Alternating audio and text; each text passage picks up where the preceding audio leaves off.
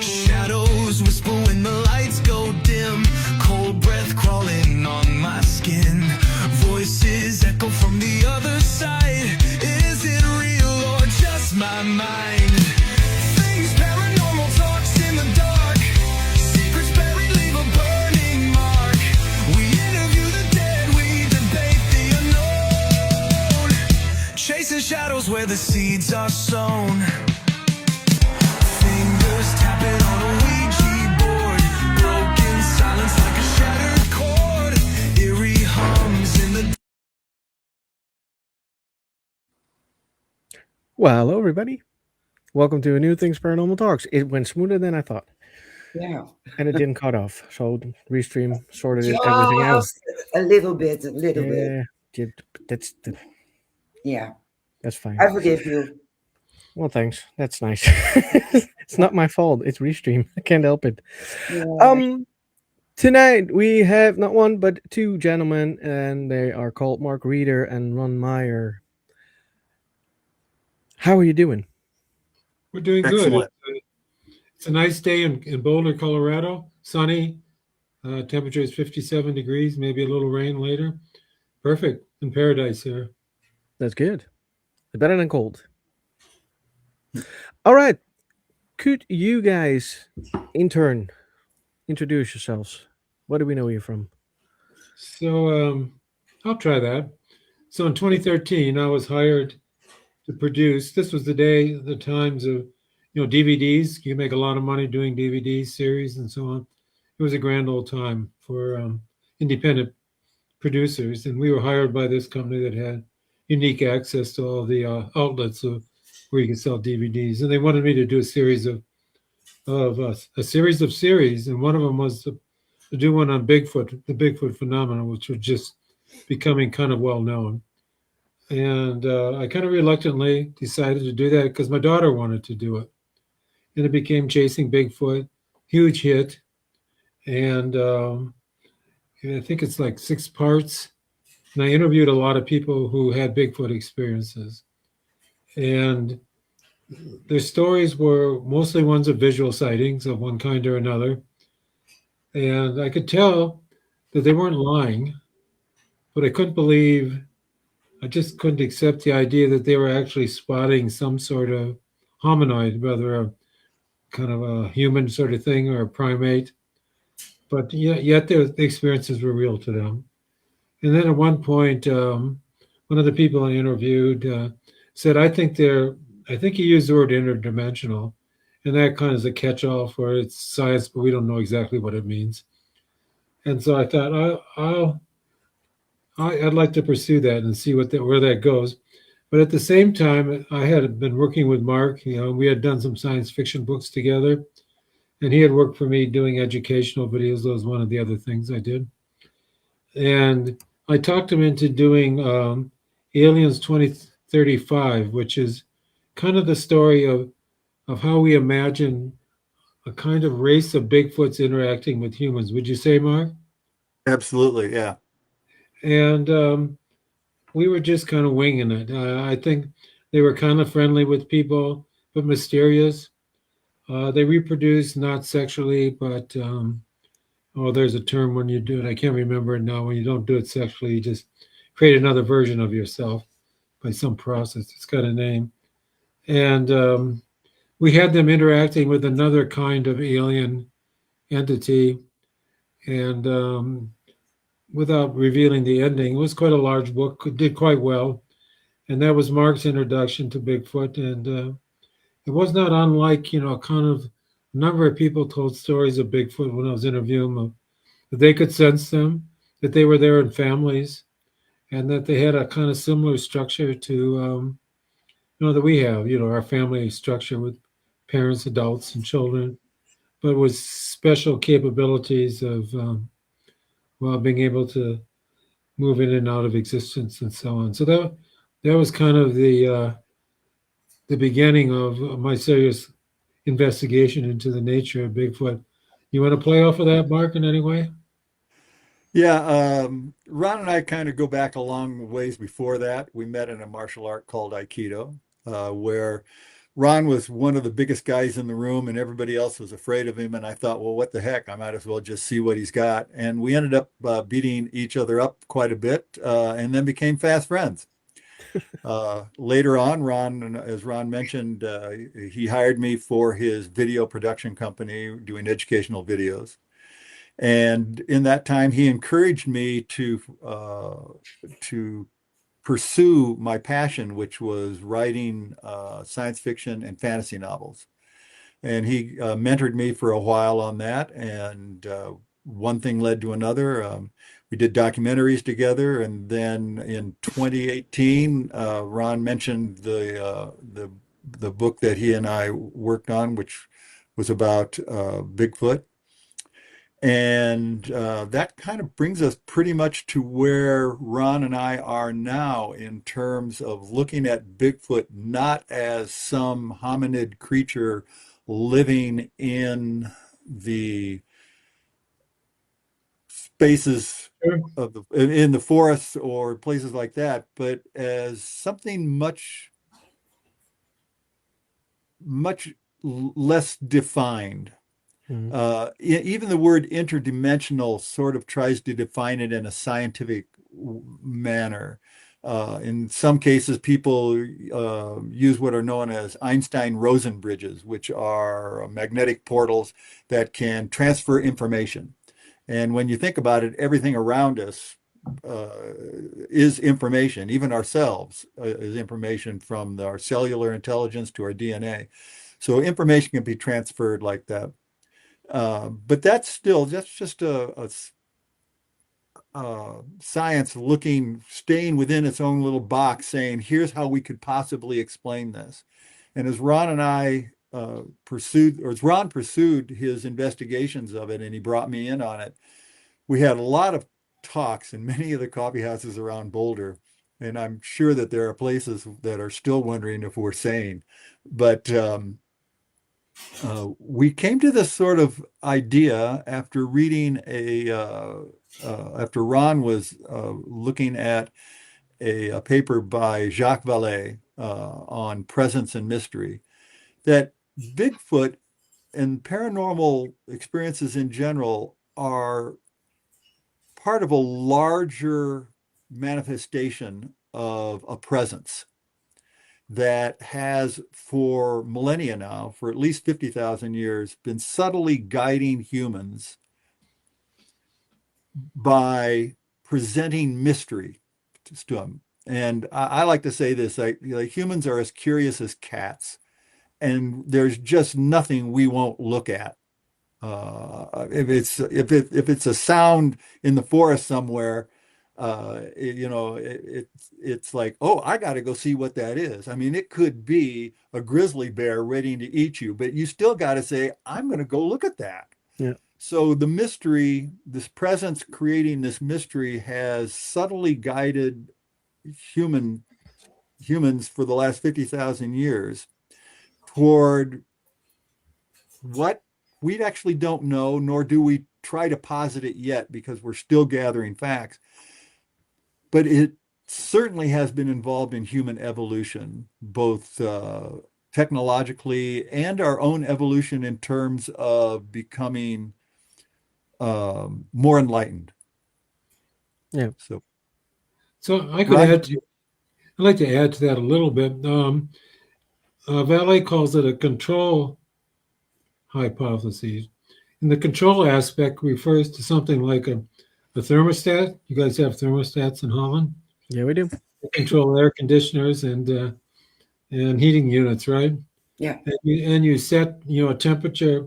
And let's say you didn't know what any of this was, and you just knew that in this room, if things got cold, all of a sudden it would get warmer. And if it got too hot, it would cool down.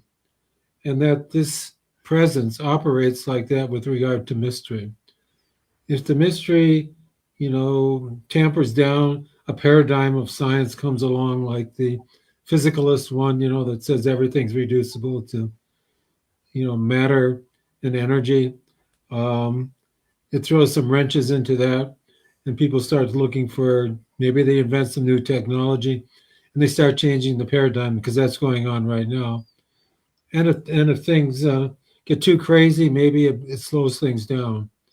And so it's been operating that way as this kind of control aspect of everything, including our mental, world of the unconscious, the collective unconscious. His ideas is that can change. Like the Bigfoot is really kind of an archetype of the Yeah. wild man or the wild woman.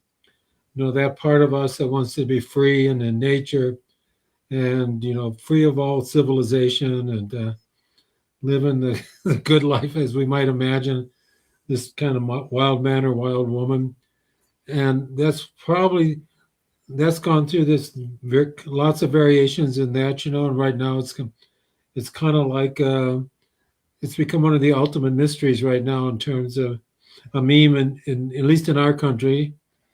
And then the UEPs are the other one that are somehow presenting themselves in ways that are impossible to account for by Newtonian physics or even quantum physics, the way they move.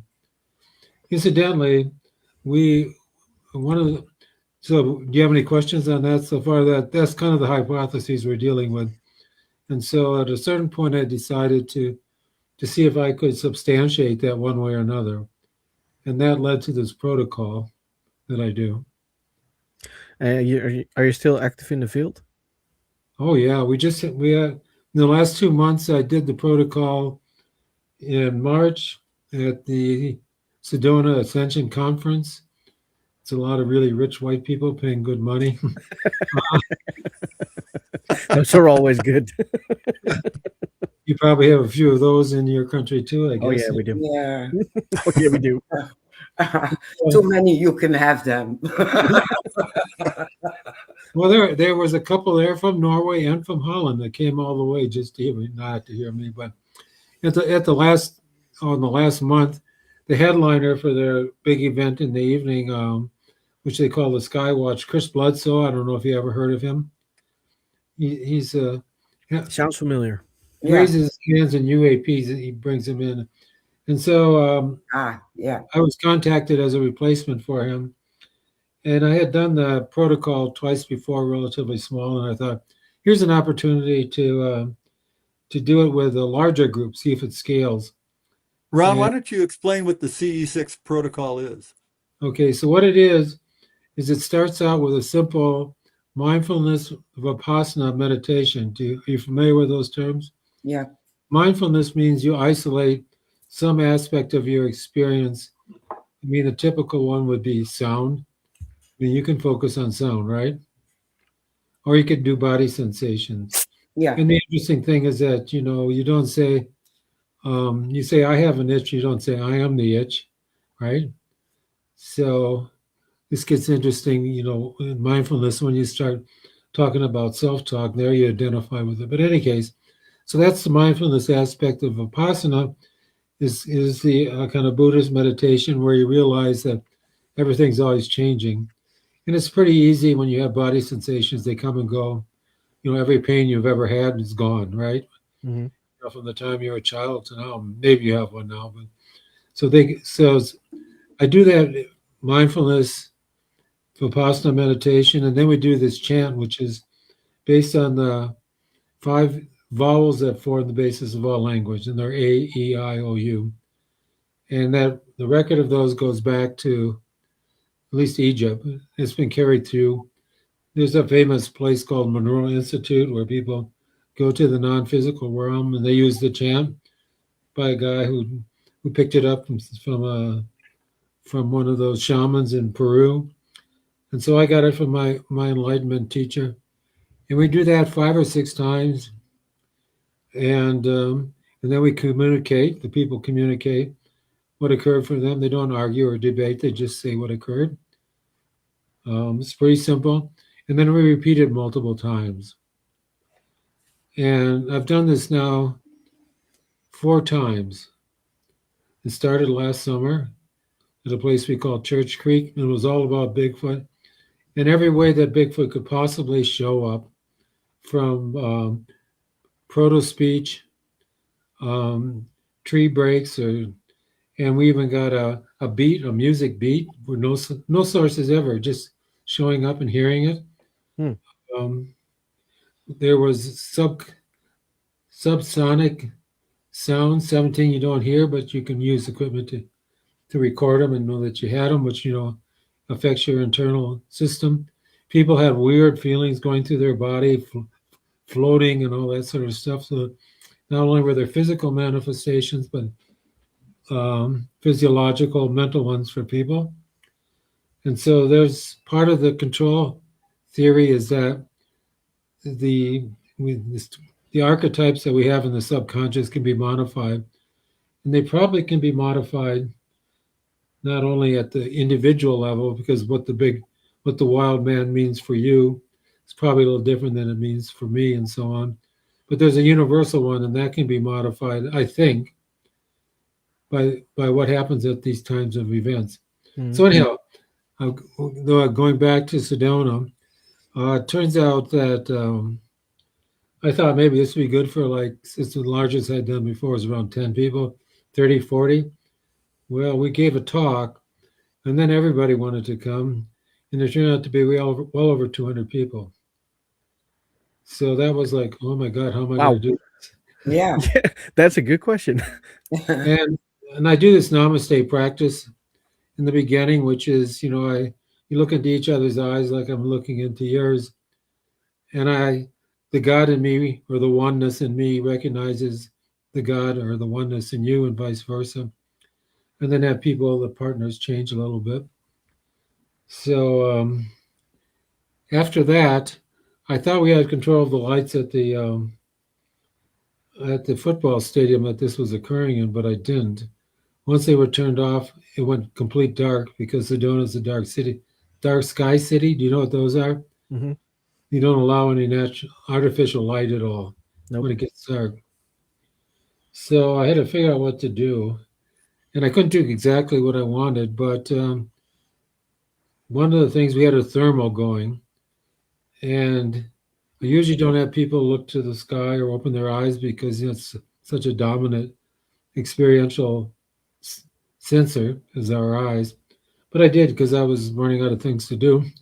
And the moment I said look to the sky, my thermal recorded instantaneously, in 16 seconds, 4 UAPs on the thermal going back and forth like this 4 times, in a way that, the same thing as the tic tacs. Are you familiar with those now? Yeah. Same phenomena. What kind of coincidence is that, huh? Yeah. The other thing the group did is they took pictures, and they got pictures of, like, motherships and triangular ships that occurred during the thing. And one thing that's kind of universal with Bigfoot experiences is that they have a smell, kind of a musky, sometimes sweet, sometimes really bad, Yeah. associated with their presence, but you don't see them, but you smell them. And we had that smell twice at Church Creek, but it's the one common experience that everybody had in the football stadium. The smell wafted around amongst everybody. The 200, I smelled it. So everybody smelled it. And that's, smell is a very primitive sense for us people. But then the coolest thing at the end is that somebody said, I did the chant, I increased the speed of the chant, and somebody said, well, we'd like to form a circle and do the chant. And so over 200 people formed a perfect circle holding hands and did the chant all on their own. Wow. So I was amazed. That must have been a goosebump moment. Yeah, we could capture that, on our video. At least, on the thermal, you could see that weird circle, I wasn't in the middle of the circle, but what the heck. But still, that's a beautiful experience, especially if you just thought it would be 30 people and it ended up being 200. Yeah. Yeah, it's what's going on? That's the question. Does it substantiate the valet control hypothesis? Because whatever it was, the only aspect that was similar to Church Creek was the smell. There was nothing else that would be attributed to Bigfoot. It was all aerial phenomena. Yeah. And people had their lasers, and they were pointing, there's a mothership, and all that. But because it went totally dark, I couldn't film anything. Yep. Um, That's good that the thermal does. yeah. And then recently, a couple weekends ago, we did another one in a place in Arkansas, another conference, and 60 people showed up to my surprise because after we gave the talk, we said, anybody want to come? By the way, the rich people paid over $30,000 to have that experience jointly. It Pooh. wasn't cheap. It was an Whoa. extra event, that they had to pay for. Wouch. But I think it was worth it for them. Oh, well, there's one story I always like to tell. Is two people, when we were doing the Namaste thing, realized they were each other's soul mates, and they ran off together and they went camping. Small world. Yeah. Small world. And then something totally different happened at Eureka Springs, and that is there's this thing called the MUPAS. It's a device that's full of sensors that for environmental factors like magnetism and electromagnetism and air pressure and electromagnetic as well. And they've been using it with these are American terms, MUFON and Yeah. one at Blindfog Ranch, and there's a CE5 protocol that Stephen Greer does, and we had the strongest result ever recorded on that device. The most profound thing.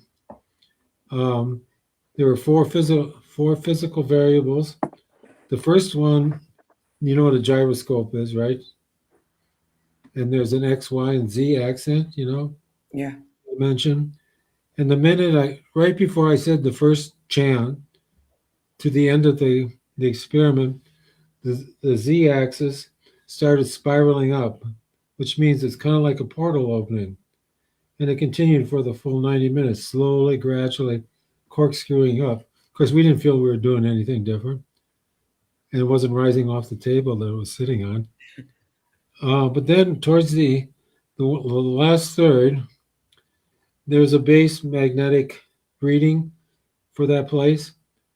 And the amplitude of it jumped way up about 5 times and stayed there to the end.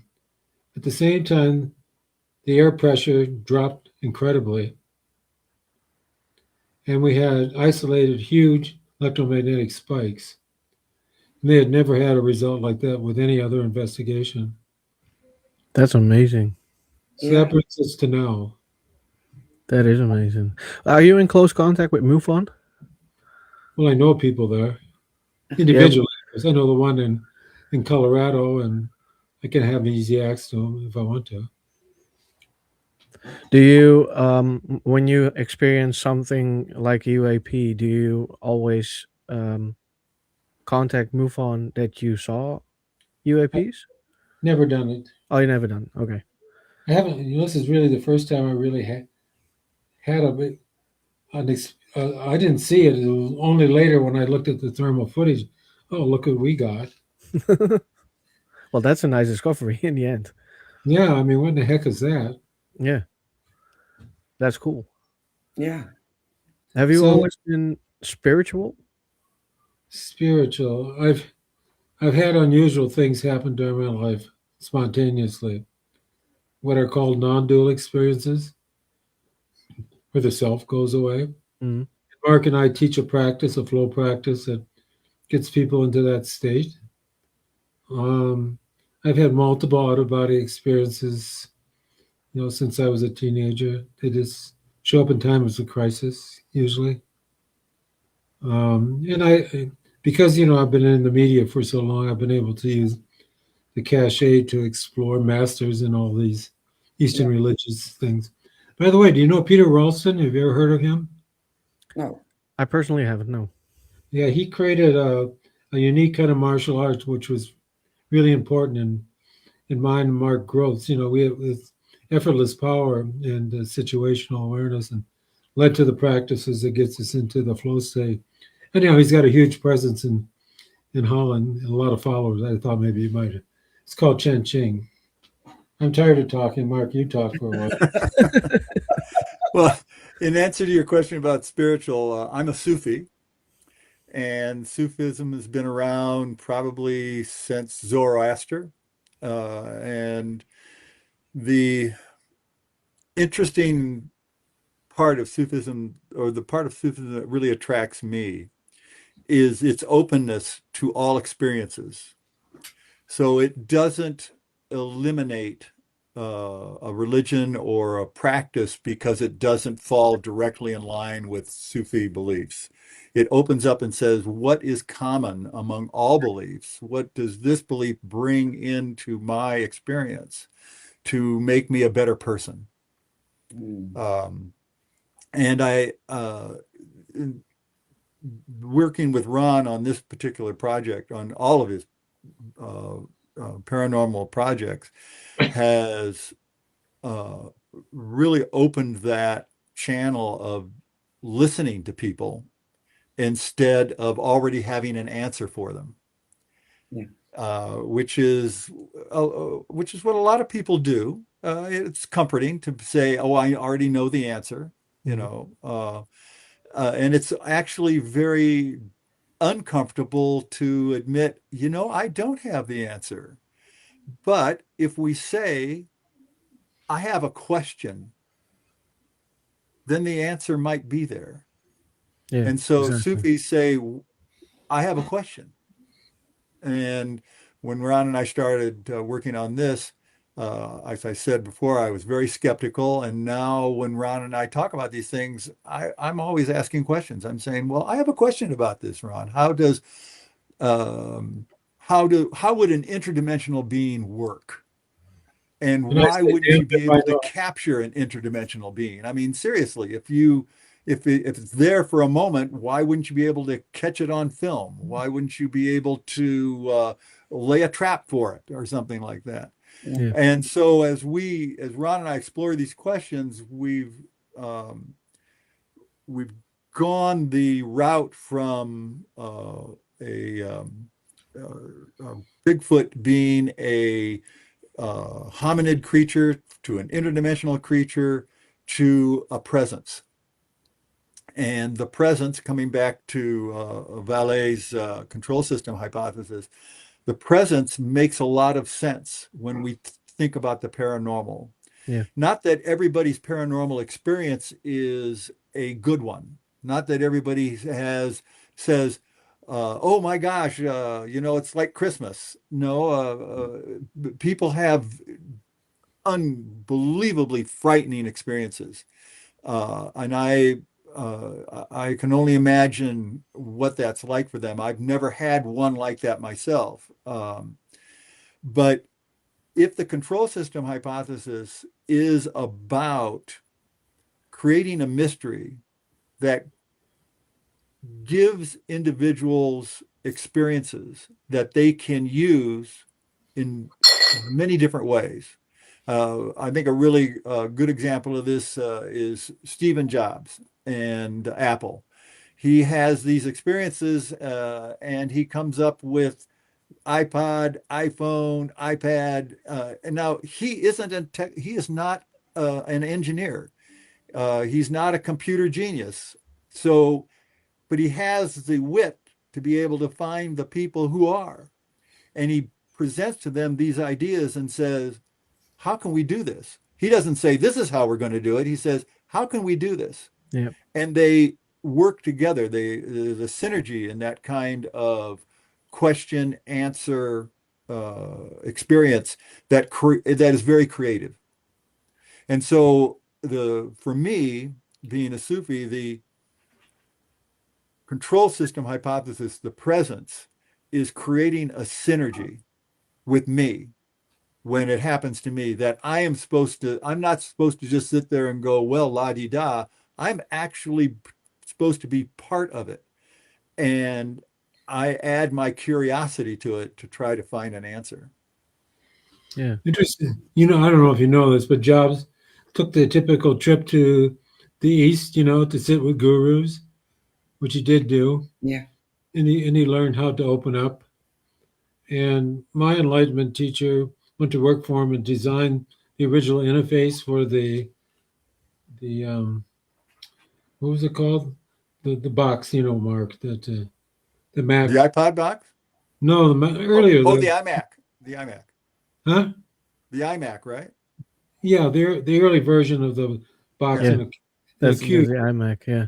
And he had, and my enlightenment teacher said that Steve told him that he had a download of what the iPhone would be. Cool. Maybe he watched Mhm. the monolith on the moon, during the movie, and we came from there. But I don't know. I So think I've seen it somewhere. I think I did. the movie 2001. Yeah, I think I saw it. I saw it somewhere. That was back in the day when I watched TV. I don't watch TV anymore. It was the first time that rockets moved without, like there was a acceleration behind them, making a lot of noise. They moved silently through space. Yeah. And the opening image is a bunch of monkeys jumping up and down in front of what could be interpreted as a screen, a cell phone screen. Yeah, I can remember something like that. Yes, And I think that was funny to me. But now you know what it is. Exactly. It's us at the beginning being monkeys, and now we're looking at that darn screen. Yeah. So that's a long history of mystery leading to, something that allows us to sit here right now and talk to each other. Mhm. Exactly. Yeah. Yeah. It's the most amazing invention to Mhm. humankind. To me, that is. Yeah. Because otherwise, it wouldn't have been possible for me to talk to somebody in America, for instance, or Australia or whatever country, because I don't have You the know, money it's, to travel yeah, over there. it's very interesting. I mean, we're talking what 1950. Let's just use that as the initial point where television becomes ubiquitous. I mean, it was invented back in 1928, and then there were other additions to it by 1947. But by 1950, it becomes ubiquitous. So we're talking 75 years, 76 years. We have gone from uh, uh, a, uh, a civilization which basically communicated through mail and telephone to a civilization which now communicates at light speed across the planet. And that doesn't happen because we're lucky. There may be some luck involved in some technologies, but it happens, in my opinion, it happens because we want to do that.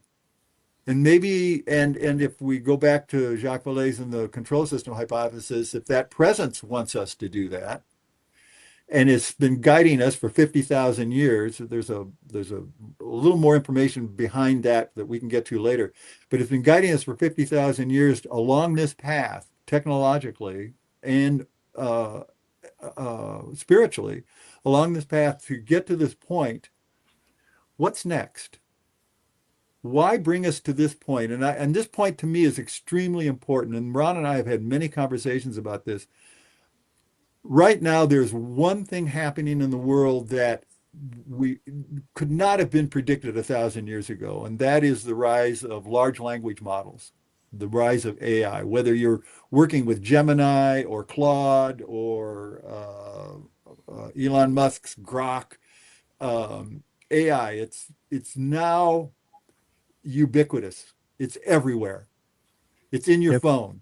Yep. I mean, it wasn't in phones 20 years ago, but it certainly is in every iPhone produced today. They call it Apple Intelligence.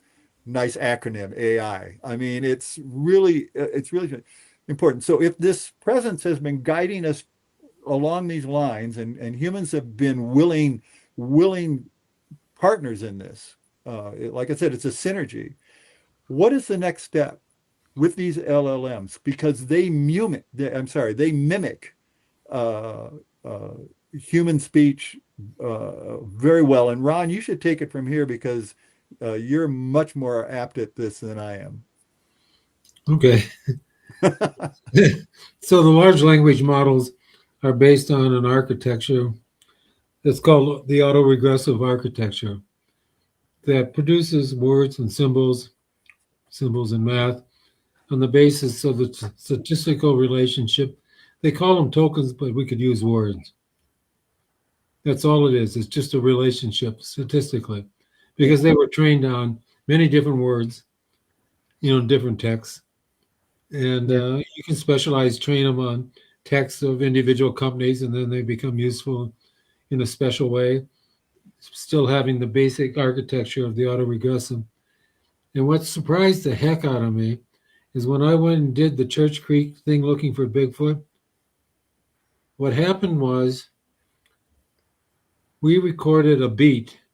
Remember, this is disembodied sounds, right? That people hear, and we record on multiple mics. By the way, it said my name, disembodied. It said Ron, who off Nice. to the left of me in the air, and other people heard it too.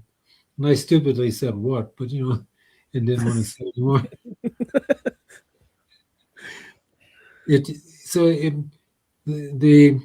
The other form of autoregressive, something other you would know is music. Music. You're playing the piano, and the note that follows next, there aren't a lot of choices. If you hit a wrong note, it would sound like shit. Sure. So it's really generating the next note, right, by note by note. So that's the same auto-regressive architecture that LLMs are based on. And we actually recorded a rhythmic beat, that I asked AI to carry it further. And it was a beat that went bump, bump, bump, bump, like that. I mean, it was a real beat. It wasn't arbitrary. It wasn't like, tree snaps or wood knocks. It was a beat. So it was pointing us and pointing me, particularly upon reflection, to the origin of language, because it's speculated to learn this autoregressive nature that all language follows. It probably started as music, and you got as beating the drum or other things you could do to create rhythmic sounds, and that would bring the group together. Because in order to get language, you need a group. No individual can create language. Without language, none of this would be possible. You agree, right? Yeah. We'd still be monkeys in the savannah, wherever it was, Yeah. So, and then, not only that, but then we recorded proto speech, which is this kind of weird thing. Wish I could play some for you, it's in the movie. Do you know who Ron Moorhead is? Heard about him. Yeah. Yeah, he recorded a lot of weird. They call them the Sierra Sounds. It's identified as proto speech, and it's kind of high pitched, but it doesn't have but it's auto-regressive. And then the final thing we recorded in that vein was that between the last and second AIU chant, it did the AIU chant back to us that we recorded, whatever it was, the presence, the Bigfoot.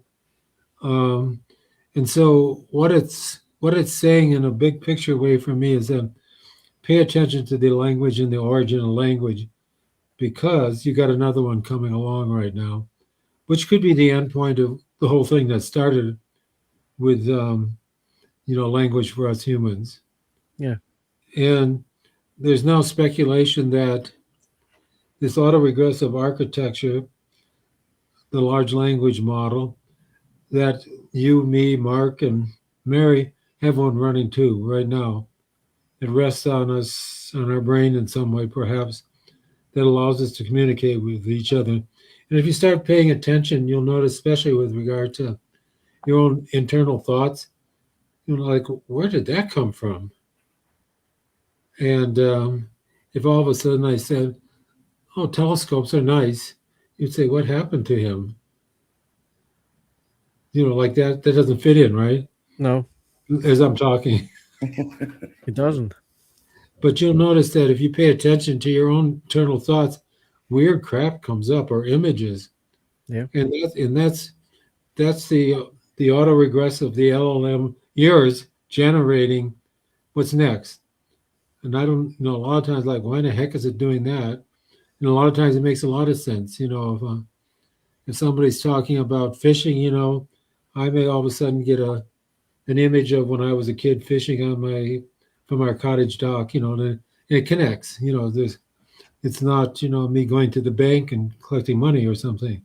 No, So exactly. it has a logic to it. It has that autoregressive, and it solves the problem of memory because it was nobody could think of how memory would be stored in the brain, at least on the basis of the von Neumann architecture, where you store it on a hard drive, and then you got to go fetch it when you need it, and that'd be way too slow for us because the brain doesn't work that fast, and, No.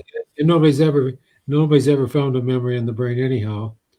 Um, and there are a lot of experience that they cut away most of the brain, people can still remember, and so it's a reasonable hypothesis to think that we're running an LLM too, so we can talk to each other.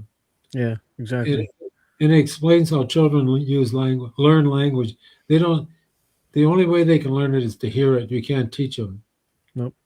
They just hear it, and it's the idea is that somehow or another, the autoregressive architecture is given to us when we're born in some way, or maybe even before we are born.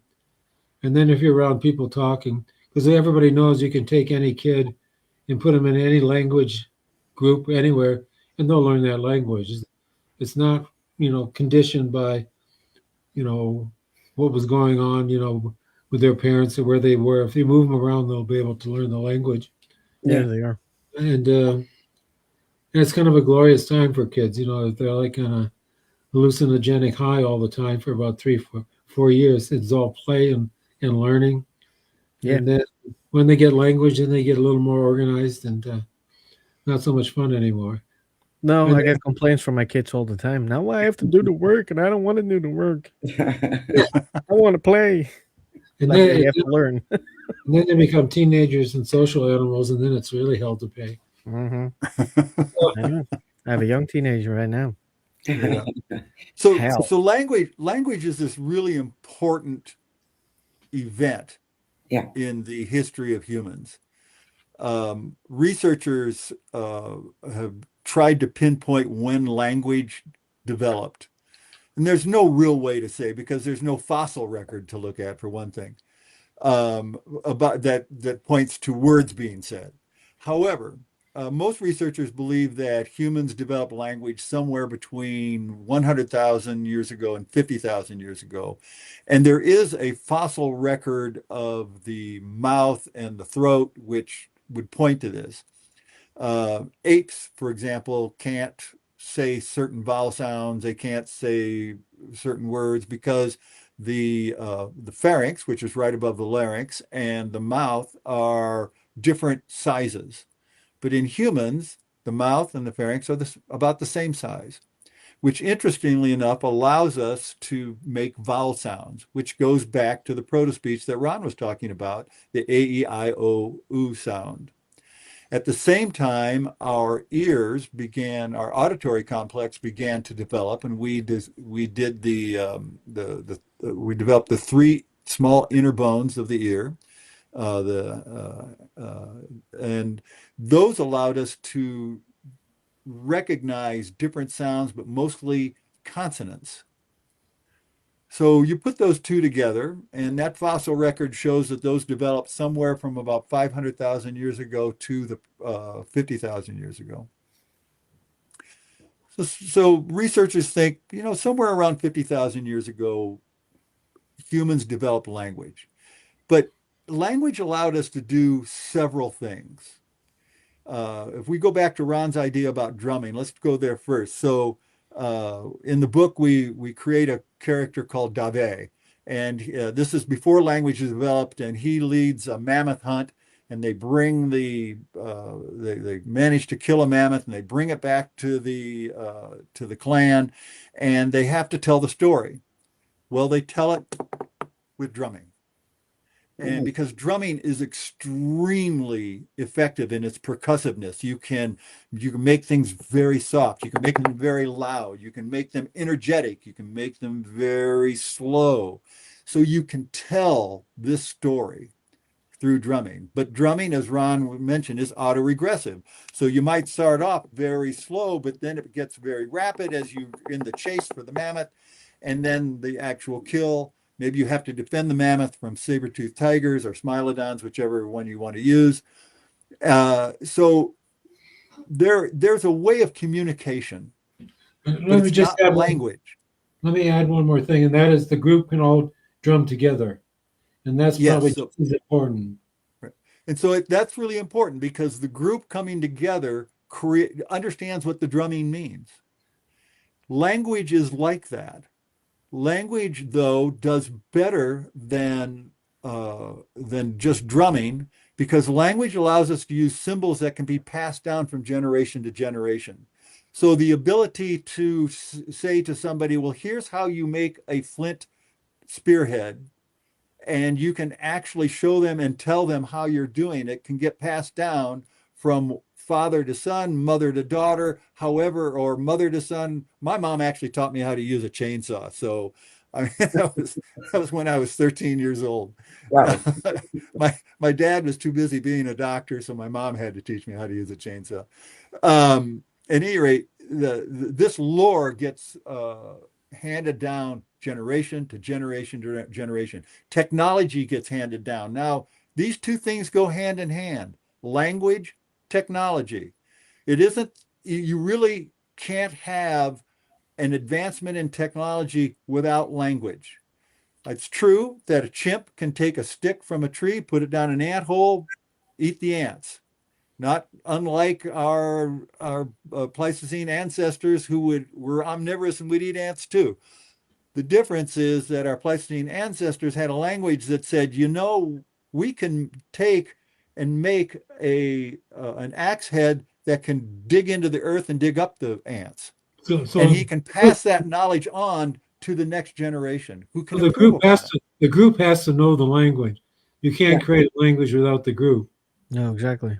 And so So that's if important. I So say, if I say without bottle, you probably all recognize bottle, right? Or not? yeah. But So Never so saw it before.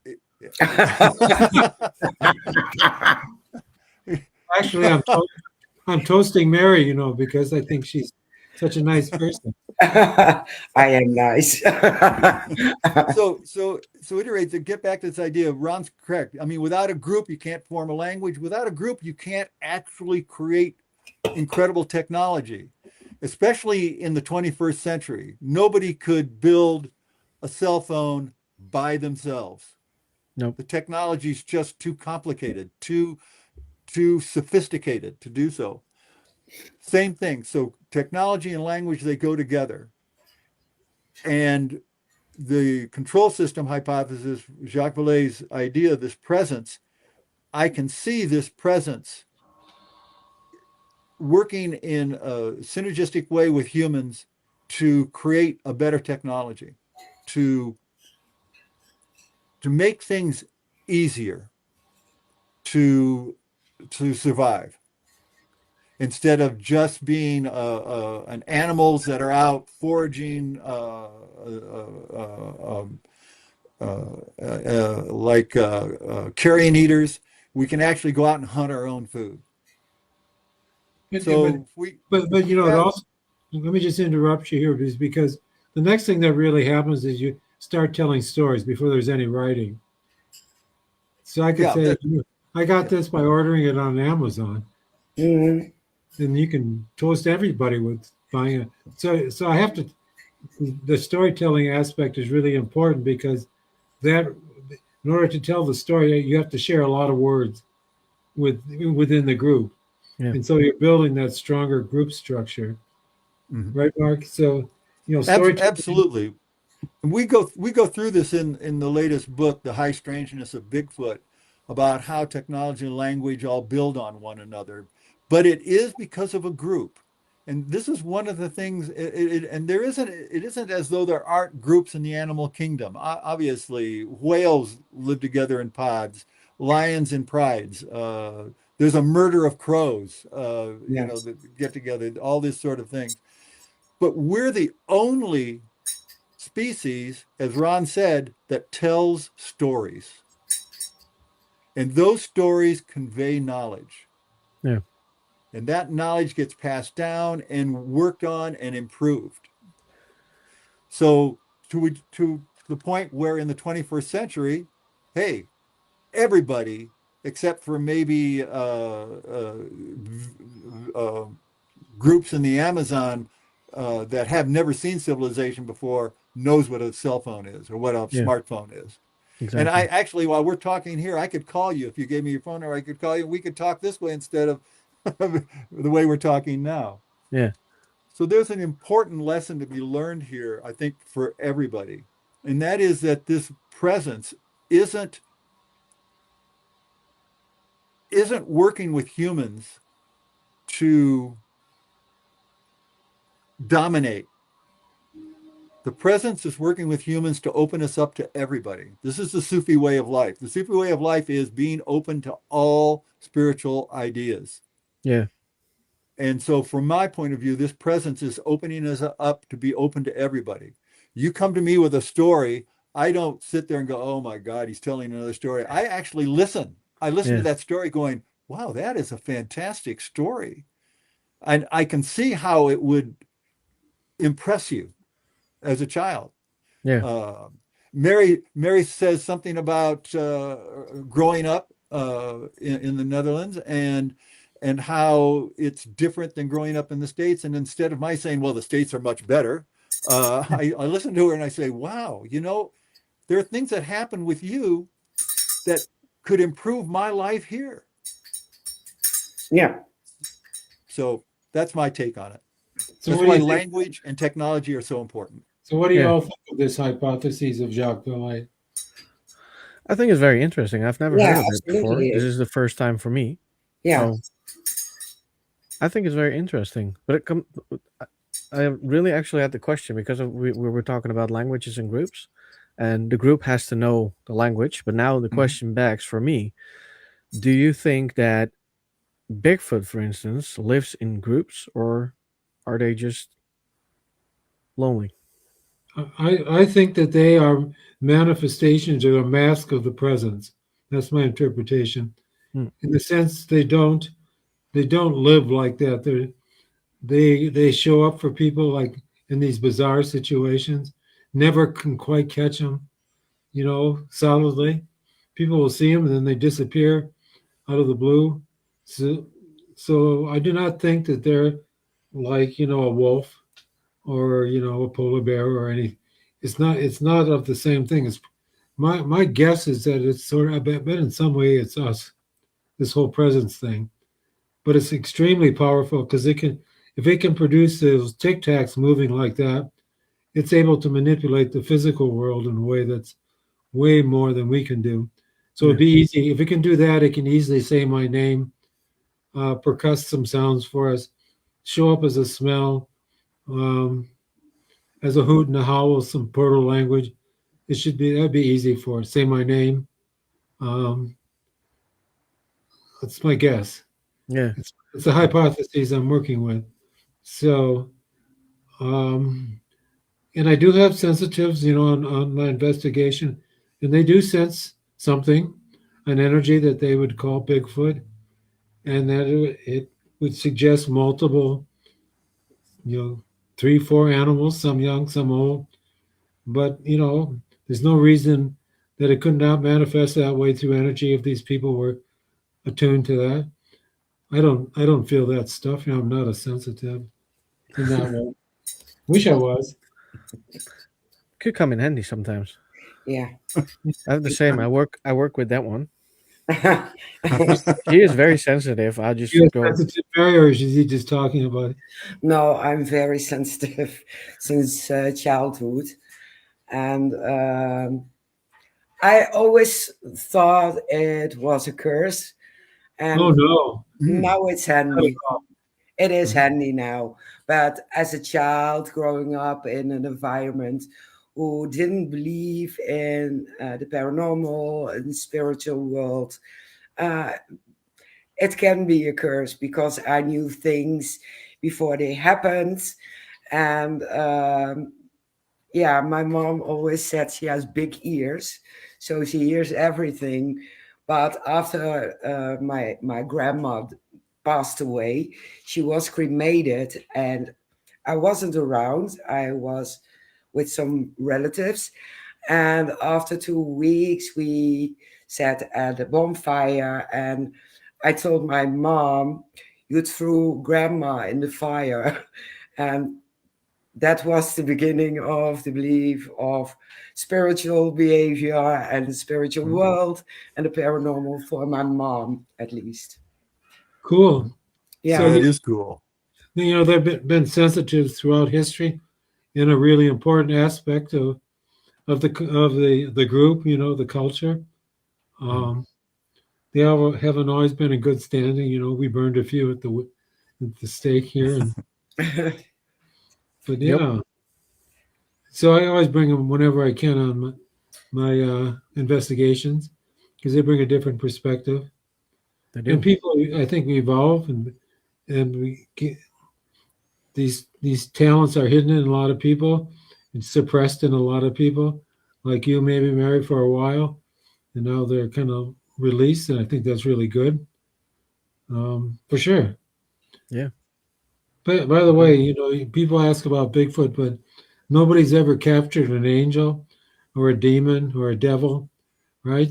No Nope. fossil records of them, and yet people carry on like crazy about them. yeah, exactly. And they see them, And and yeah. And throughout history, the presence has manifested as angels, demons, the devil, God, Yeah, uh, and that's the worldview, the zeitgeist, of the time. The Saint Martin of Tours sees a beggar in the road.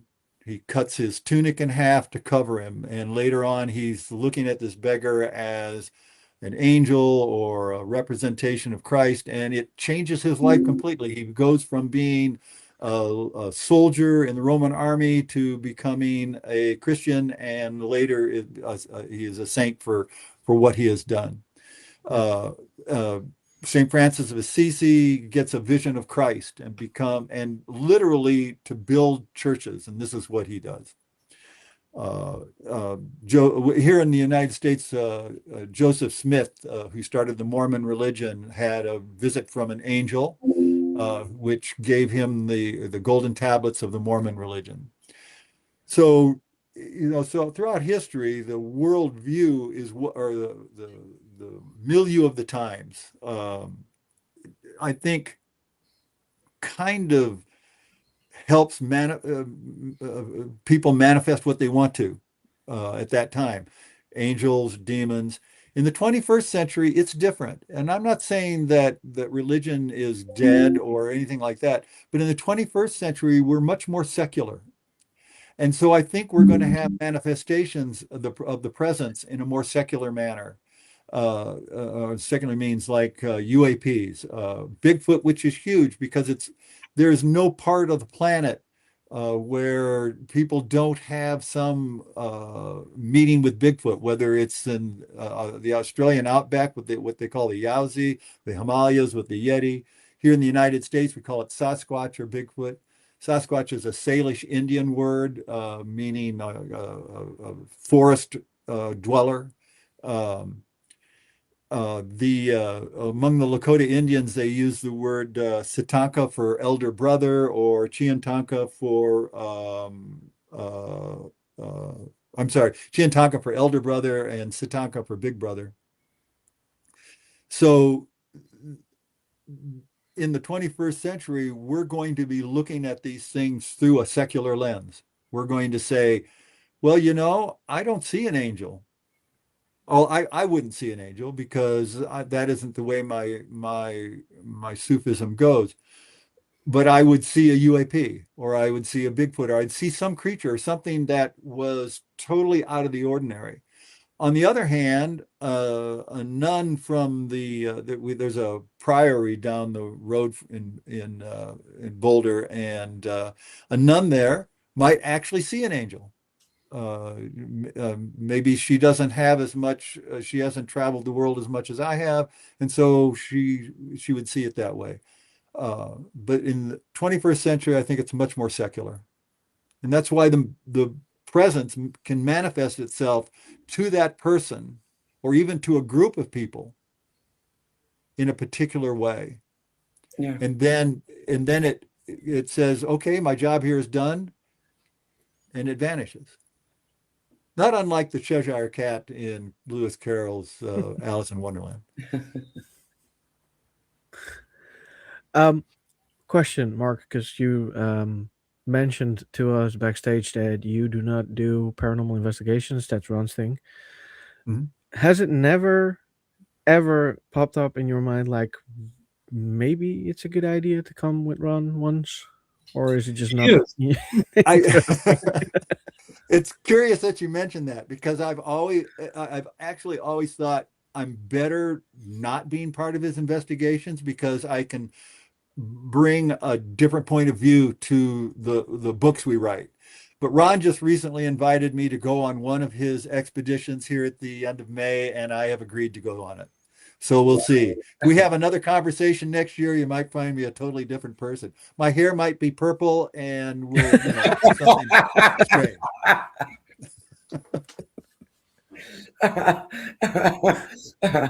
Well, that will be a day.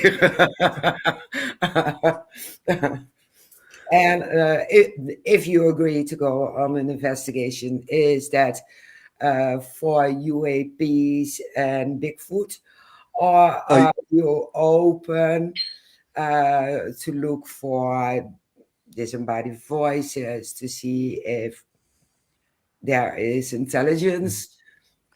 I don't want to silo myself. I don't want to say, "Oh, I'm only looking for this." I really want to be, when I go on this investigation with Ron, I want to be totally open to what happens. Like Ron was talking about the voice saying Ron, Yeah, and I mean, what if Ron had been, and Ron is actually very open to all of these things. But what if Ron had been saying, "Well, I have to smell Bigfoot"? He might have missed that entirely. Everybody might have missed it. So I think in order to be more well-rounded in the sense of receiving, uh, going through with the emptying my mind of any preconceptions of what I'm expecting to see or hear or experience. yeah, So, Yeah. so what we're going to do, because I have this kind of scientific background, it seems to make sense to go back to the site where we first heard the Bigfoot chatter, the drumming, and we have an occasion to do that on the end of May, as he mentioned, and repeat the experiment as best we could and see if there's repetition, something new shows up, just more another data point, and um, at least a few of the people that were there in the original time we did it, it's called Church Creek, and see what happens. And I don't know. I don't know if the phenomenon will repeat itself, do something different, or nothing at all. In any case, it's another data point, and I'm yeah. excited to do it. And we'll just have to see what happens because it's totally unpredictable. Yeah, it is. Each Yeah. time we've done it, something showed up totally different. It never repeats itself because it creates greater mystery that way. Yeah. Maybe Mark will be abducted, by an alien ship. See? And he comes back with purple hair, definitely. And they drop him off on Amsterdam and he starts smoking pot, right? Well, Probably, It is possible. Everything's I'll, possible. I'll definitely look both of you up if that does happen. Oh, you're more than welcome. Absolutely. Well, of course, if something happens, we are curious to know. I need to know. See? I'm so A curious. woman has spoken. Well, I Yeah. am curious too, because like I said, I've always kept back to give myself a different point of view on this. And now Ron's convinced me, and I'm thinking, let's see what's going on. I spend about 5 to 8 weeks every year at a retreat by myself up in Canada, and hopefully they'll allow me up there this year. And uh, there's a nearby town that I go into for supplies, so I'm not completely alone, but I spend a lot of the time alone. Um, and the interesting thing about that is I use it to write novels because I have no intrusions. So I'll take that time and I'll write a novel. And normally I would go up and write a novel with a outline in mind, and I would outline it beforehand, and it's a flexible outline, so because characters change as you're writing them. But recently, I've started a new series, kind of based on what Ron and I are doing, called Jack Doyle Paranormal Detective. And I go up there, and in line with what Ron was talking about with our LLMs and the idea that language is recursive, I don't have an outline. I do I do it. Earl Stanley Gardner used to do. He was the Perry Mason creator. He would just start writing, and I just start writing, and the story just seems to be in that recursive manner. The words just go, and I write until I can't write anymore that day, and generally it's somewhere around 2,000 or 3,000 words, and then I start the next day. And it's, to me, being a person who has been very structured for most of my life until Ron got me into the Bigfoot stuff, even with my Sufi background, I like structure. This being unstructured has been in many ways more productive than being structured. So I can understand how the presence can take something that is structured, a paradigm, and say, we're going to change things up here. You're no longer going to make your flint tools in this way. You're going to make a Clovis head, which is stronger and better. And the next thing you know, everything changes technologically for hunter-gatherers. They're more effective. Yeah. So I find that I find that for myself. I'm actually more effective being unstructured, and I really want to see where it's going. And so when Ron and I go up into the Colorado woods here at the end of May, I'm really looking forward to seeing what happens. Yeah. I think it might add something to your book as well in the end. Yeah. Mhm. Yeah, if you guys want to fly out, you're welcome to come. I wish I could. If I only could. You can take me on screen. There you go. Probably could. Yeah. couldn't you? By Yeah. the way, this is the best connection I've ever had with anybody in Europe. Not the You should have. people, I mean, you're okay, but the technical side is wonderful. No, you should have seen me last week. That sucked balls. Yeah. I was in Germany. You do not want to use the internet there. Oh, wow. In That is so England, it's bad. really sucky. Doing a Zoom, and I've done them in the UK a few times, and they were barely passable. Yeah. We've had that a lot. still have A lot of delays. Yeah. Really good. We had one bad connection because there was a storm and a lot of lightning, and we were doing an interview with Scotland, of all places, and we had a bad connection. But for the rest, even with Japan, we had a very strong connection. Yeah, we had. Yeah. Yeah. Yeah, and the bad connection was in Scotland because she had to sit in the kitchen to get internet. So Yeah. Well, I say. I actually have a house like that myself. Where I'm sitting right now, I have a really good internet connection, but if I go out on my front porch, which is only 30 feet away, it vanishes. yeah, Okay. I used to have that problem, but nowadays I have strong internet because Yeah. I'm in the attic, and usually Mhm. everything stops, and I'm gonna be like, it's always a standstill and a funny face. So, but nowadays it works perfectly. I don't know Yeah. what they did to it, but it works. I'm Yeah. fine. Don't touch it. Exactly.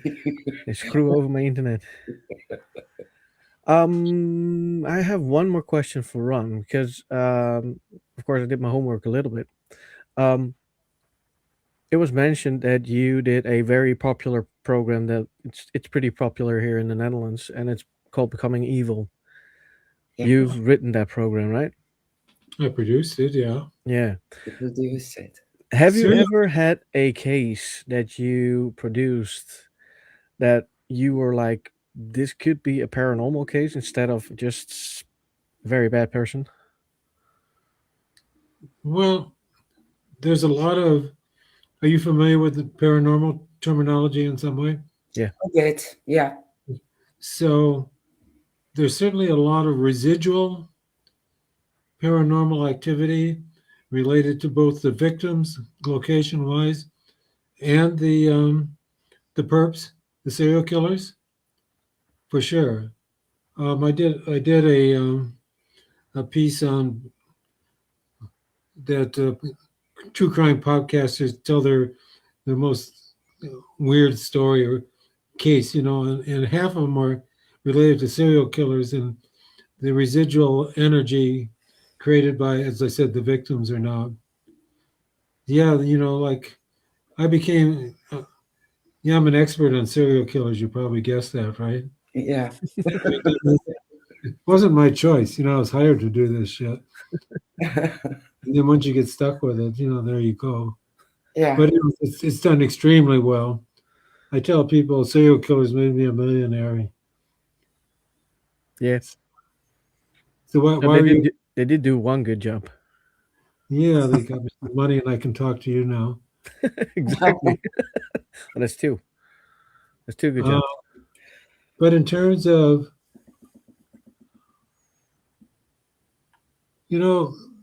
these perps are psychopaths. You know that term? Yeah. And I think, to think in a kind of a paranormal way would be foreign to them because there's so much about controlling life, and which is, the ultimate in some way sense of power, Mm. which is kind of what psychopaths are about, and manipulating people and controlling them. And it doesn't seem to have a psychological edge to it in any way that I know of. Mm. They just don't pay attention to that shit. No, they only pay attention to them. To themselves, Yeah. yeah. Yeah, and the lack of feelings they have. They have They have no no, remorse, no empathy, nothing. they have no empathy for the victims, No, and, just for and themselves. certainly no compassion for their suffering. And Yeah, wanting to fix it, it's all about control and manipulating. Um, but no, I've not heard any. In all the cases I've looked at, I've never heard that there was a paranormal connection in any of their behaviors. I don't know if any of the I never heard any of the victims really.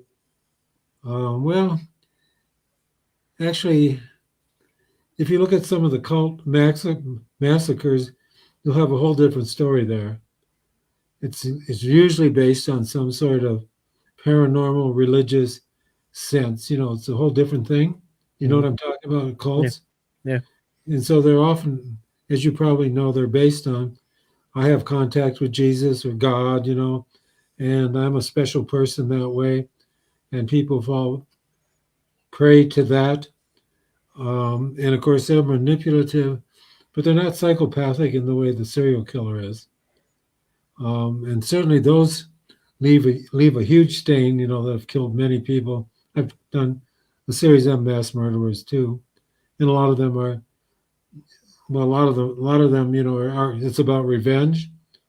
Mass murderers, but the cult ones are kind of a unique category in their own, and yeah, there's always a huge paranormal aspect to them. Yeah. Some connection to some spiritual something or other that elevates them among the group, that attracts the group to them, and then they become abusive to the group and manipulative. Does that help? yeah. Yeah. It's to keep these Definitely separate does. in some way. Yeah. Sometimes, if I look at some cases, I think, how the heck can be someone that messed up in that? But yeah, So there's in doing a lot of psychological stuff. I think everything's on a scale. mm, All four of us have a little bit of the serial killer in us, and yeah, because it's been conserved in terms of evolution, because it becomes useful. It certainly was useful when you had to go kill somebody in your neighbor tribe, to to help defeat them. Yeah. And do it without any sense of remorse. The Japanese did that during World War II to the Chinese, and some got a real good taste for it, Mhm. killing and raping the women, and then they couldn't stop. Um, One of the more interesting cases of a serial killer was a mob hitman, and he got a taste for the killing and control, and did some on his own just because he liked it. And if any kind of person can become a serial killer. You can be black, Indian, old, young. We got grandma serial killers, lesbian serial killers. There's no demarcation of any kind. Can be rich, brought up in a good home, poor, brought up in a poor home. Doesn't matter. No, It just shows up in a, I don't know why. no, it's something. Yeah, it's It's all something inside the human. Yeah, I think during war it's about survival, and the psychopath or narcissist jump out and are great in doing what they do, but just for the fun, I can't imagine it. No, me neither. There's an interesting psychological study done on soldiers trained in the U.S. military Yeah, between World War II and Vietnam. So in World War II, the historians studied soldiers that were in the field, and there came to a conclusion that only about 10% of the soldiers actually ever fired their gun purposefully to kill someone. That doesn't mean that they weren't firing and they may have hit somebody, but that they were really purposefully trying to shoot somebody. By Vietnam, the training of soldiers changed and it was up to 50%. So you can train somebody to kill without remorse, yeah, whether in wartime. And we did a show on snipers for Center Communications with Ron. And in Vietnam, there was a whole company of snipers trained by this one particular individual, and none of them ever felt that they did something wrong because they had been trained that they were doing, and this is making it very simplistic, but maybe it's easy for people to understand. They were like doing God's work. Or And so they had a reason for doing it. I would say it would Uh, be, my understanding is that they were doing it for their fellow soldiers. Yeah, or yeah, for their fellow soldiers might be Yeah. is a better way of saying it. So people can be trained to uh, to kill, but that doesn't make them psychopaths. No. There's something no. else that's happening there I in I addition. I think they are a bit manipulated, Yeah. brainwashed, hypnotized, and some of the soldiers get coke or whatever substance they allow them to take to become good at what they do. Here in the Netherlands, during World War One and Two, the government gave them cocaine. Oh, So wow. they had a better condition, they could fight longer, Yep. they were tougher, and it took away a lot of fear. Mhm, mhm, So I do think manipulation, mhm, brainwash, and hypnotizing uh, mhm, does the trick. mhm. Yeah, Yeah, it So does. in this country, there's something called a SWAT team. Pretty much every yeah, you have the same thing, Yeah. yeah. and they usually have a sniper. They will have a Mhm. sniper, and that person is really quite different in demeanor. The SWAT team is charging, full of energy, guns blazing. The sniper is totally different. They have to be the most settled, calm person in the group because they're mostly waiting. Yeah. And then if they're going to take a shot, they can't be jumpy or anything like that. They have to be very calm. And in interviewing some of the snipers, the guy said, well, one of the more heroic guys from the U.S. military in Afghanistan said, you know, it's hard for me to get out of bed. I'd just stay in bed if I had to. He was just so calm, but he was an excellent shot, and you have to, it's a whole different way of being. And it's not probably unlike, the hunter, the primitive hunter who's totally in touch with everything that's going on and hunting their prey, who we kind of idolize in a way. So I see these people that are good at this. They're kind of like that. They get in this altered state in which they're not going to shoot unless it's absolutely necessary, and they can take the shot, and they have to predict what's going to happen. They have to be good at that. Just as if you're shooting an animal, it might bolt. You have to track it. You can see it might stop when it has to cross a creek or something like that. So you have to be totally one with the whole situation. So and the ones I interviewed, they're like some of the nicest people you'd ever want to meet, in a way, because they've made peace with what they do. Yeah. That was just my personal experience, and I think that following that hunter motif, that we idolize, is the one who's one with nature, and that's why a lot of hunters hunt, is because they become one with nature, and the prey and the self dissolves. And I think that's what happens with these snipers these days. They're Yeah. not, if they got any gung ho on them, they're out. They're not doing it because No, they're exactly. they're a danger to everybody. They are. Yeah. Agreed. Yeah. I'm kind of out of questions. How are you, Mary? Uh, my eyes caught the mystery of Bradshaw Ranch. Oh,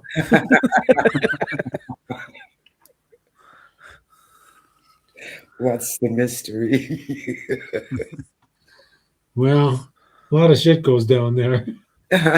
UAPs, I think animal mutilation.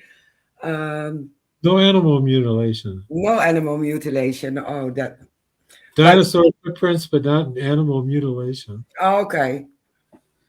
Orbs, strange creatures, well-known. I'll just call it a portal that's Yeah. active and not active. I interacted with an alien being there with my laser. It was sitting in a chair, and I poked its foot with my laser, and it kicked it. Hit, looked at it. Um, it's just a really strange high energy thing. My son-in-law saw Bigfoot out the window. Um, yeah, you should go there sometime. Oh, It's owned by our government. The U.S. oh, government. didn't know that. Now I'm curious. If you go on a paranormal investigation and you have encounters, all the hairs on your arm, on your whole body stands up. Is it the same if you have those encounters with those energies from a Bigfoot kind of creature, UAP or whatever? You're talking about me personally, or the people I've been with? People I've been with have had many more different experiences. Like I said, I'm kind of immune to a lot of this stuff because usually I'm filming, and that's a different mentality. Yeah. I have to be kind of thinking, what can I get next? What's happening? Can I get it? Um, After we did the thing at Sedona, it's right next to Bradshaw Ranch, where we did the football stadium thing.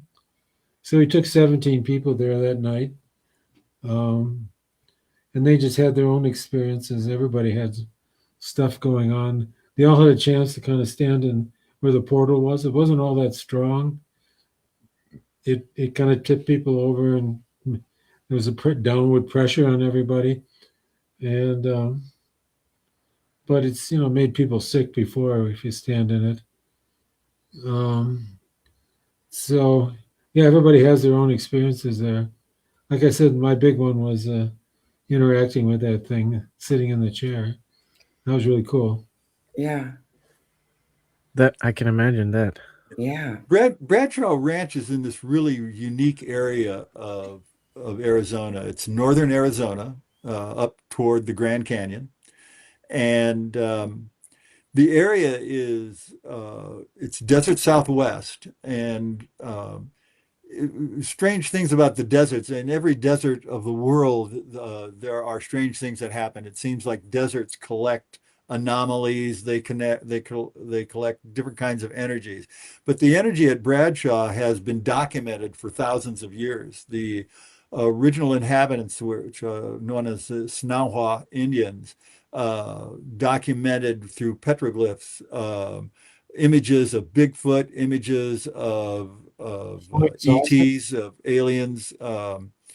So this area in particular has a long, rich history of strange happenings. And Bradshaw Ranch, when Ron went down there, it had been in the 40s and 50s. It was a movie set for American Westerns. John Wayne was in them. Elvis Presley did a Western there I think in the 60s. Yeah. And so it sort of had a benign kind of feeling to it, but underneath that, something was really cooking. And as the movie set moved out in the 70s, it became kind of a dude ranch sort of thing. Strange things started to be reported by the owners. And they not only started reporting them, they actually started investigating them. And this is where Ron comes in, because a series of synchronicity events sort of led him to going to Bradshaw. And Ron, you should take it from here, because this is your bailiwick. Oh, I don't know if I have to tell the whole story, but there was some very sophisticated instrumentation that had been left behind, now growing a few cobwebs. I mean, weird shit stuff powered by batteries and solar devices and everything. So something was going on there. The government said it was investigating environmental conditions on native plants, which is really absurd because there were hardly any, because it was heavily grazed, by the cattle and horses. Um, and it was pretty tightly held for a while. And then it was just kind of abandoned. And the way you get in, you have to crawl underneath the fence. And once you're in there, a lot of graffiti. There's like three objects there's the windmill, the adobe house, which is the original place where the settlers built, because adobe things were nice, but it handled the heat, temperature regulation. And then the big main house, which was a movie set and had lots of rooms and tremendous amount of great graffiti throughout the thing. So many people just come and go there. Yeah. Not many come at night because it's too spooky for them. Heard that before. But if you ever get a chance, let me know and I'll tell you how to get there. That would be cool. Yeah. Yeah, it's worth it. Everybody has some experience when they go there. Yeah. There are a number of places like this throughout the world that they seem to gather energy. In a couple other places in the United States are Mount Shasta in California, Harney Peak in South Dakota, which is in the Black Hills of South Dakota, Ayers Rock in Australia. There seem to be these places that gather energy. There are individuals who think that there are something called ley lines throughout the earth. I'm a believer in them myself, where energy can be channeled. And if you look here in Boulder, Colorado, for example, there's a lot of iron ore along with quartz in the area, which is, I mean, you just might as well create a huge battery here. I mean, as far as that's concerned. But you get certain conditions like that around the world, and you get a place that has interesting things happening around it. And as the Sanaho Indians drew in their rock art back 1,000 years ago, they draw these Bigfoot creatures, they draw these alien creatures, spaceships, and they don't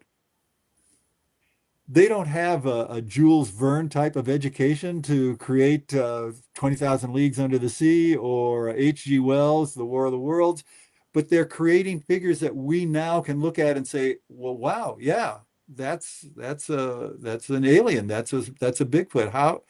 How can an unsophisticated culture, and this isn't to say that they aren't a smart culture, an unsophisticated culture by our standards create things that are recognizable in the 21st century as these technologies? So Yeah. I think it has to do with the fact that these areas are areas of profound amounts of power. And that power manifests itself in different ways. The presence can come in there and it can be helping individuals with the technology or with a way of expressing themselves.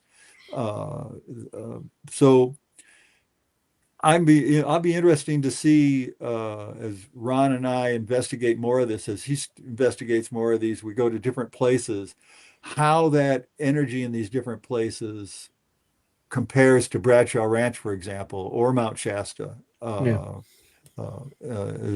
even Boulder.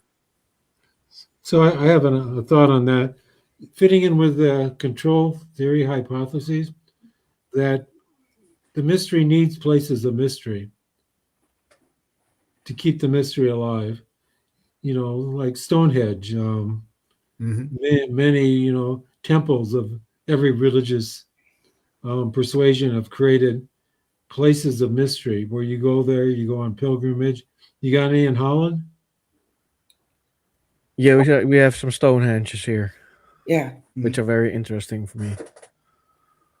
So yeah, you go to them and you think there's something special going on, and you might get a little buzz or something. And so now these places are becoming more technological, like Skinwalker Ranch and Bradshaw Ranch. They have a kind of way of interacting with technology. Are you familiar with Skinwalker Ranch? Yeah.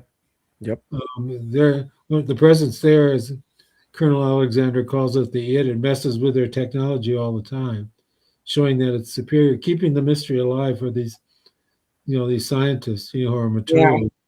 Shutting down all material, all computers. Yeah. It's a mess every single time. Yep. Yeah, we did an investigation on the edge of the property, and we have this device called a REM pod that lights up if something enters the little Yeah. radio frequency. You know of it? She says, "Yeah, okay." So when we were there for at least an hour, it never stopped going off the whole hour. Never had anything like that before. Hmm. So it says, "Yeah," it kind of confirmed that some weird stuff's going on there. Yeah. And my son-in-law had a time slip where he was interacting and can't remember any of it. And for me, he was just sitting there. Wow. So yeah, it's a powerful place. Another person, people feel a sadness there of the energy, but I think that's all contributing to keeping the mystery going. Oh yeah. And like Marcus said, there are a lot of places like that, and so people go to them. We have one we kind of created in the town of Bailey. It's a prayer tree, like praying, where you go, where the Ute Indians went for medicine, and you touch that tree and you get a vision or something happens. Hmm. Many people have done it now, Cool. and so it's become a sacred site for people to come to, and it kind of goes on that way. We need mystery places. Oh yeah. We Yeah. I think that has a lot to do with our own psyche, because if it changes you there, your worldview was something that shouldn't happen. You can't deny it anymore, and you're changed. do. Yeah. Exactly. There's a place in California, Sequoia National Park, the largest trees in the world. Yeah. People report going to the park and Ron and I also had this experience, but people report going to the park and they'll hug the trees. Literally, they can feel the heartbeat of the world. Heard about that. Yeah. It is not just like, oh wow, this is really cool, I'm hugging a tree. It's like you can feel something thumping like a heart, just, and Yeah. it goes through you. So Ron and I, we go and we hug the same tree, and we can't touch each other's fingers or anything, but I could feel Ron through the other side, and he could feel me, and then we could feel this earth movement. And the heartbeat of the world, to me, is the best description. Yeah. Yeah, it's something that my wife and I, we know that the earth is alive, and Mhm. you can feel the earth breathing at sometimes. If Have you ever gone out at dusk? Have you ever gone out at dusk, um, and um, not close your eyes, but semi-close your eyes, and you look at the horizon, and you can see it breathe? Yeah. It's an amazing thing. The It first is. time I did it by accident once. Now I do it all the time, but I did it by accident once, and I didn't tell anybody for years. In fact, actually, this is the first time I ever told anybody. Uh, I it like it just amazed me. I said, "Oh no, it's got to be a problem with my eyes." My dad was an eye, ear, nose, and throat surgeon, so I go back to my dad and I say, "Oh, I think I'm having some trouble with my eyes." You know, I didn't tell him what was going on. He says, "No, there's nothing wrong with your eyes." Of course, I was the youngest of four. I mean, it's like the P in pneumonia; they just forget you with you, the youngest.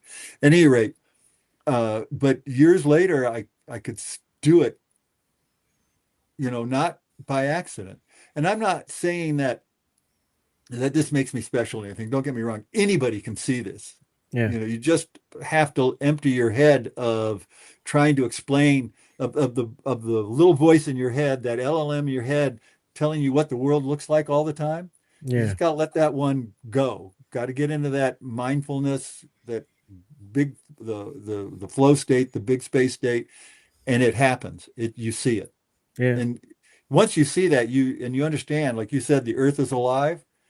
I I I I take walks around here in Boulder. I'm picking up trash all the time because I just can't imagine the earth likes having trash on it. No, Yeah. exactly.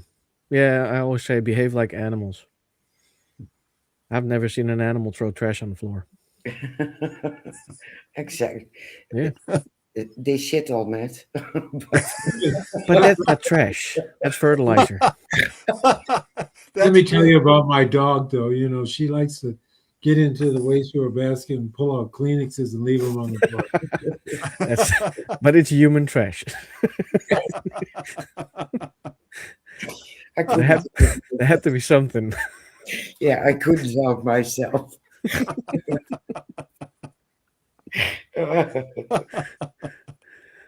All right. We are nearing the end of our show. If Yeah. people would like to follow you, where can they follow you? Both of you. We have a Facebook page called the Bigfoot Chronicle Trilogy Chronicles. And that's the only place that we have that's publicly available to people. All right. Otherwise, the movies that Ron have made are on all the like YouTube. Books are available at Amazon. There's all of my books are ebooks. If they want to read my Jack Doyle Paranormal series, there are ebooks on at Amazon. I'm sure I'm going to when this comes out on Spotify, I will put every link in there that I can find, so that people can click it and buy books, watch the movies and the series. Um, I really want to thank you both for coming on. This has been an amazing chat for me and very Absolutely. interesting. Yeah, Yeah, there were absolutely. things that I was like, I've never heard before, but that's very interesting. So Yeah. if you are able to come back next year, it will be our honor because Yeah. I would really like to know how the investigation went and if you went on more investigations after that one. Yeah, sure. And if your hair is purple. Well, thank you very much for having us on. It has been Great. a really nice intellectual discussion of things. It Yeah. has been, definitely. Um as always, I'm going to click everybody in the background, and we will end with some music, and we will be back next week.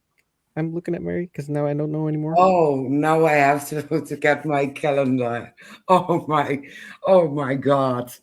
I didn't prepare. I came from holiday. I have no idea anymore. Yeah, My no agenda is somewhere. excuse, no excuse. I had some busy days because of, let me check. Next week we have Yehan. Oh yeah. Yes. And we have next week 2 podcasts because we have on Saturday Vince Keelan. Oh yes, we do. Yeah. Yeah. Yeah, you're right. And Gotta be busy again. yes, I have to check because the week after that, I think we have 2 podcasts again. See? And then I say she has to do the planning. Now I'm busy. Well, I agreed on some on some podcasts, but I didn't write them down. Oh, you have to look. Tell me about that. I know for a fact May This 13. this is why the presidents created the iPhone and the I calendar. I don't use my phone for that.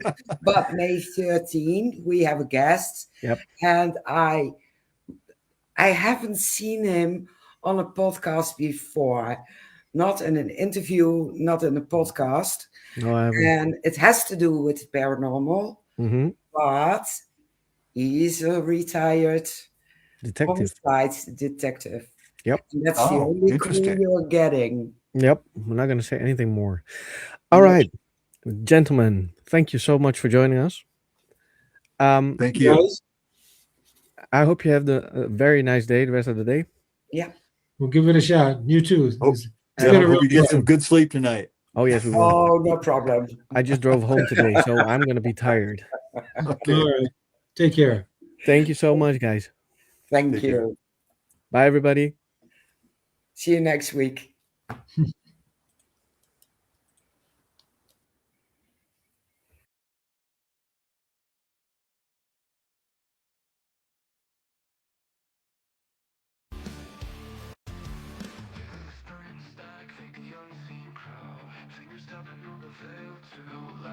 Voices from the cracks in the floor. Shadows bending where light won't go. Chasing truth in a haunted show.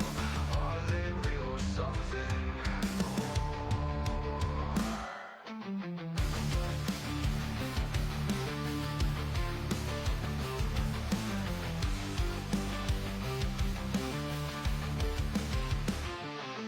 Psychic dreams or skeptics grin. Ghosts of questions circling within. Answers vanish before they land. Investigators with their tools in hand, talking to the dark like it understands. Spirits rising from the sand.